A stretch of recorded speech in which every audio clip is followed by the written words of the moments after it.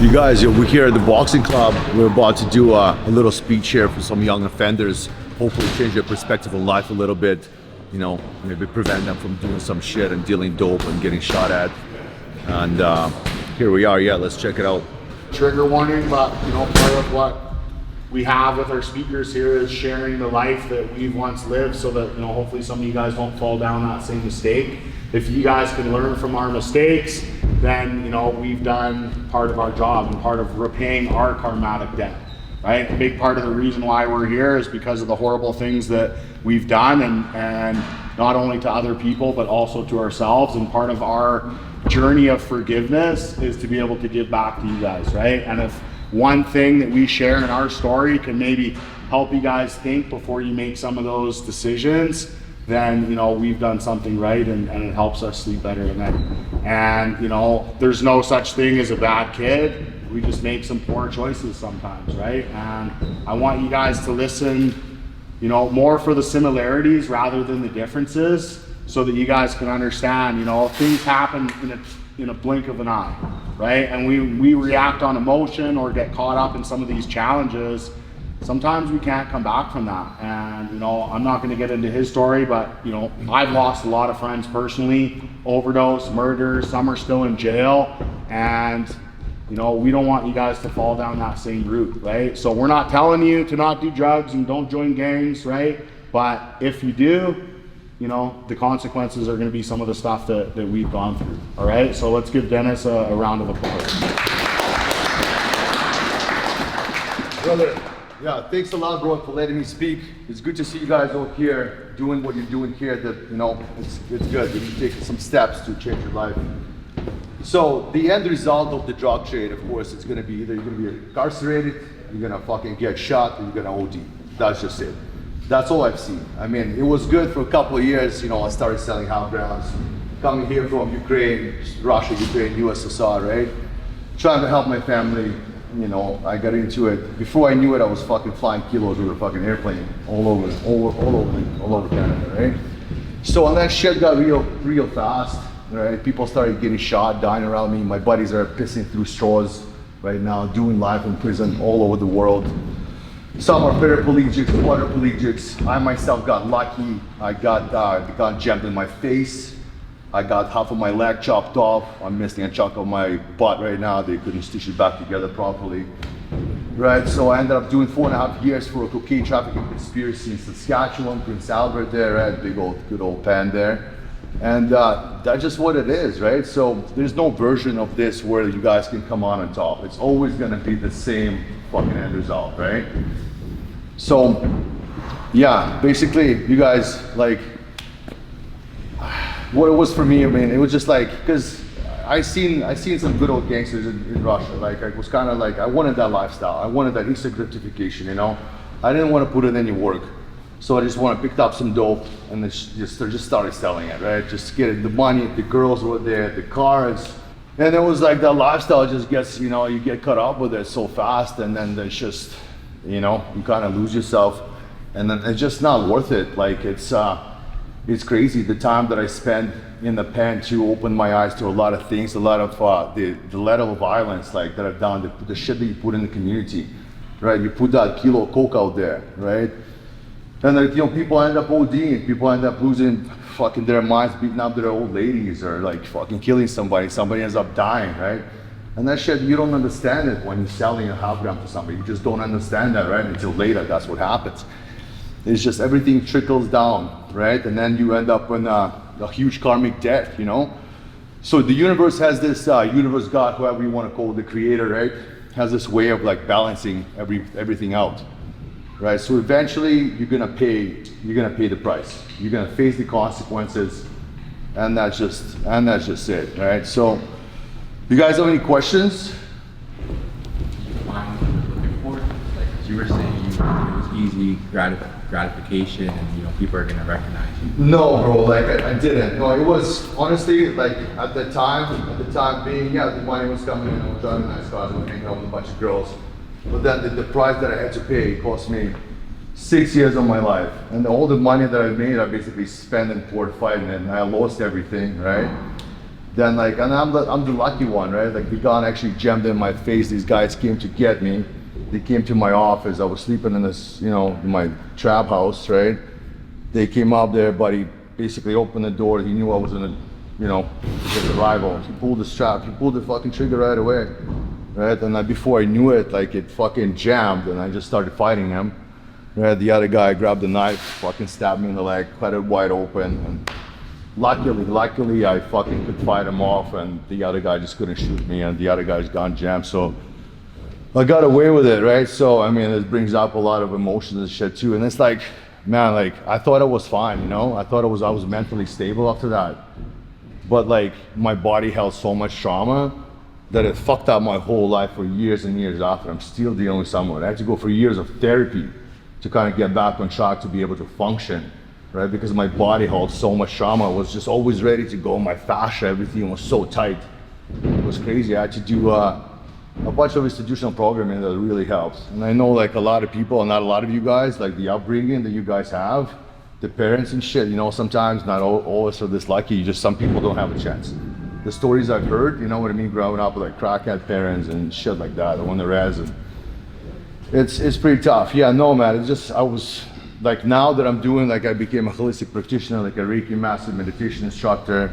I'm like a shamanic healer. I did all that whole side of things. I opened up a holistic healing company back in Edmonton.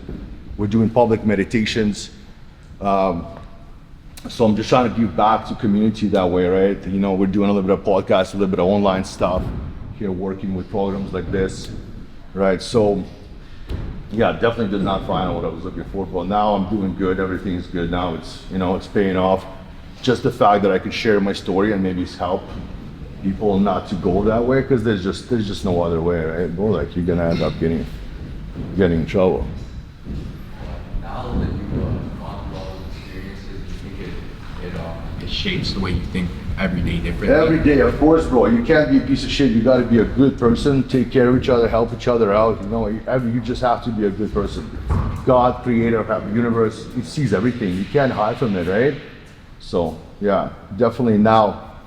I mean, I turned it around, you know what I mean? A lot of people kind of hide that shit story. I'm able to out there and just tell everyone, so it definitely helps. I fucking carried a lot of guilt, because a lot of, I've been involved with some shit, so a lot of people got hurt, right? So.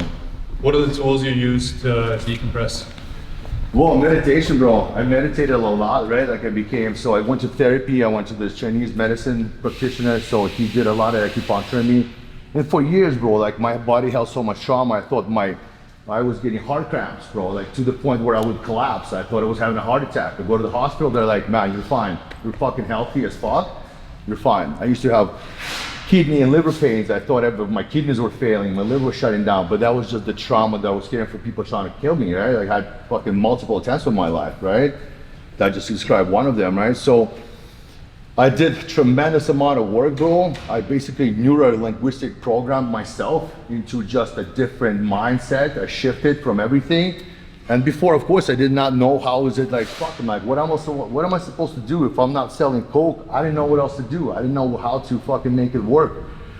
And I got out of prison and during COVID, everything was shut down. I bought out my buddy's supplement store. He gave it to me because it was shutting down. I was selling protein. 2 prisons because the guys wanted to work out and everything was closed, So instead of selling holograms, I was selling jugs of protein, making the same fucking profit, you know what I mean? So you end up, it's like, man, this shit is like any other business, and it turns out like any other job. You put on as much, you think it's instant gratification, but once you get going, it ends up like any other business, but on top of everything, you gotta dodge bullets and fucking hide from cops. You know what I mean? So it's fucking absolutely crazy to me now to think that I thought it was cool, you know what I mean? Like, I got a bunch of fucking gang tattoos all over me, fucking AKs on my back and all this shit. Like, fuck, man, I don't want to walk around fucking with all this shit on me, So, yeah, I mean, a lot of fucking meditation, a lot of fucking self-help books. I've read a lot of books. I did a lot of shit, bro, yeah. If you were these guys' age, what was something that you'd probably implement into your routine right now? Well, I would get completely sober. You guys are here now. This is fucking fantastic. Places like this will keep you out of trouble. Like if you pick up boxing, some fucking MMA, and teach you discipline, you got a sense of community. You guys are here to support each other. That's what's gonna keep you out of trouble, right?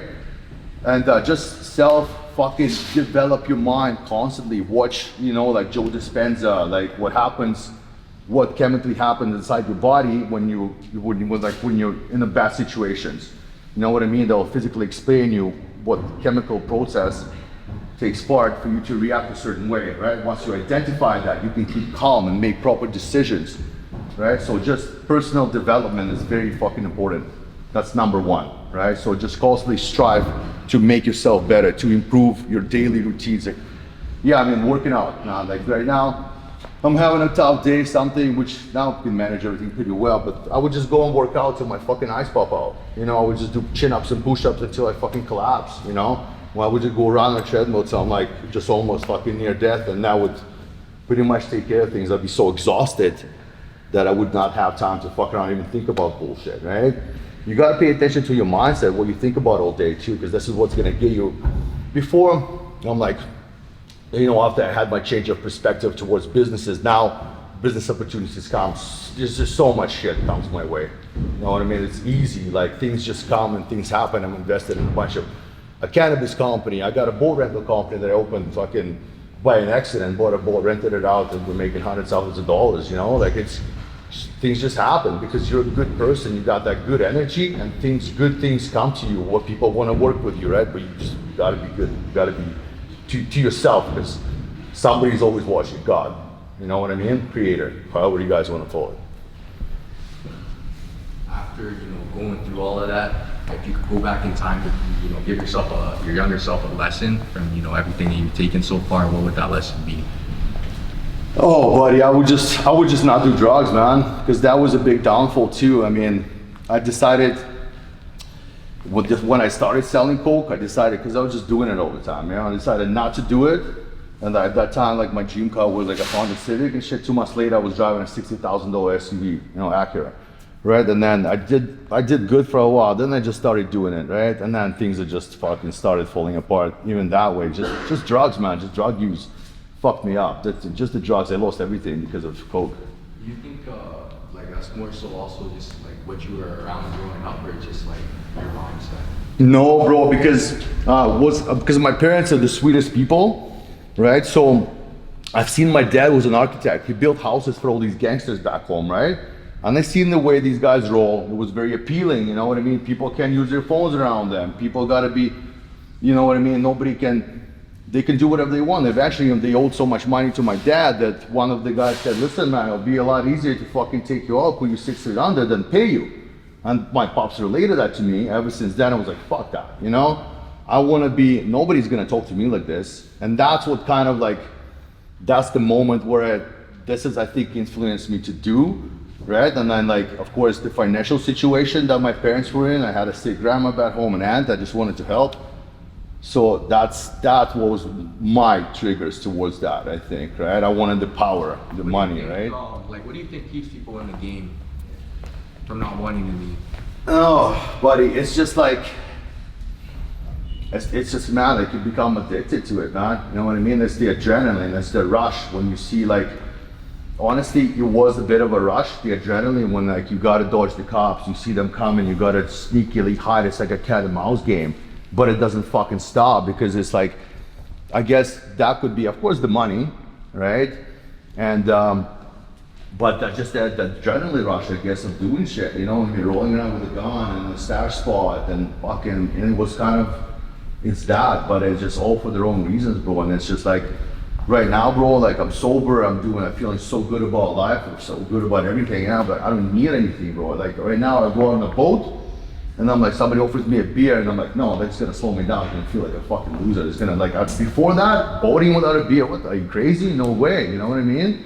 Now, anything, it just slows me down, and I feel shitty, like, just high on life, man. Like, I'm so happy with my accomplishments of what I'm doing in life, right? So you think like a big thing that shapes that is just like the way, like any one of us in this room here view perspective, like our perspective. You think it would be better if we tried to open up and see from other people's perspectives? Well, that's what you gotta do, man. You gotta kind of follow, yeah, this is what the perspective shift is everything. Your perspective on life is everything. The way you kind of see, that's the way you kind of see life, that's the opportunities and the circumstances you're gonna attract, right?